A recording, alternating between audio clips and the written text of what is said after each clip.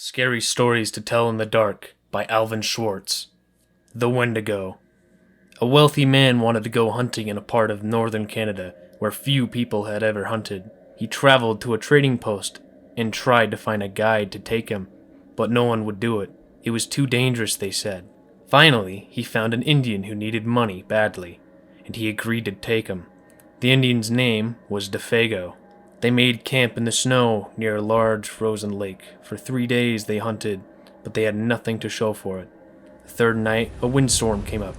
They lay in their tent listening to the wind howling and trees whipping back and forth. To see the storm better, the hunter opened the tent flap. What he saw startled him. There wasn't a breath of air stirring, and the trees were standing perfectly still. Yet he could hear the wind howling. And the more he listened, the more it sounded as if it was calling Defago's name. Defago. It called. Defago. I must be losing my mind, the hunter thought. But Defago had gotten out of his sleeping bag.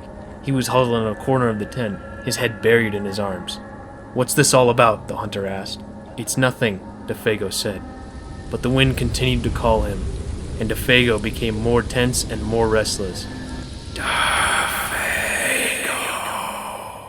It called. Defago.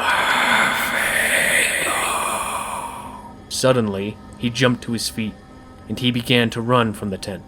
But the hunter grabbed him and wrestled him to the ground. "You can't leave me out here," the hunter shouted. Then the wind called again, and Defago broke loose and ran into the darkness. The hunter could hear him screaming as he went. Again and again he cried, "Oh, my fiery feet! My burning feet of fire!" Then his voice faded away and the wind died down. At daybreak, the hunter followed Defago's tracks in the snow.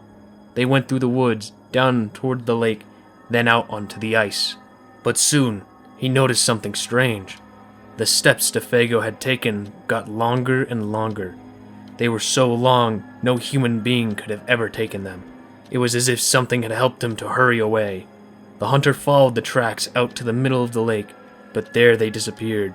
At first, he thought that Defago had fallen through the ice, but there wasn't any hole. Then, he thought that something had pulled him off the ice into the sky, but that made no sense.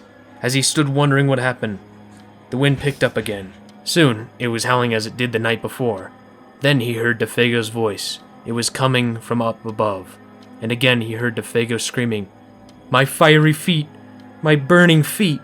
But there was nothing to be seen. Now the hunter wanted to leave that place as fast as he could. He went back to camp and packed. Then he left some food for Defago, and he started out. Weeks later he reached civilization. The following year he went back to hunt in that area again. He went to the same trading post to look for a guide. The people there could not explain what had happened to Defago that night, but they had not seen him since then. "Maybe it was the Wendigo," one of them said, and he laughed. "It's supposed to come with the wind. It drags you along at great speed until your feet are burned away, and more of you than that. Then it carries you into the sky and it drops you. It's just a crazy story, but that's what some of the Indians say." A few days later, the hunter was at the trading post again, and an Indian came in and sat by the fire. He had a blanket wrapped around him, and he wore his hat so that you couldn't see his face. The hunter thought there was something familiar about him. He walked over and he asked, Are you Defago?" The Indian didn't answer. "Do you know anything about him?" No answer.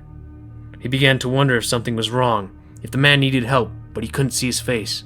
"Are you all right?" he asked. No answer. To get a look at him, he lifted the Indian's hat. Then he screamed. There was nothing under the hat but a pile of ashes.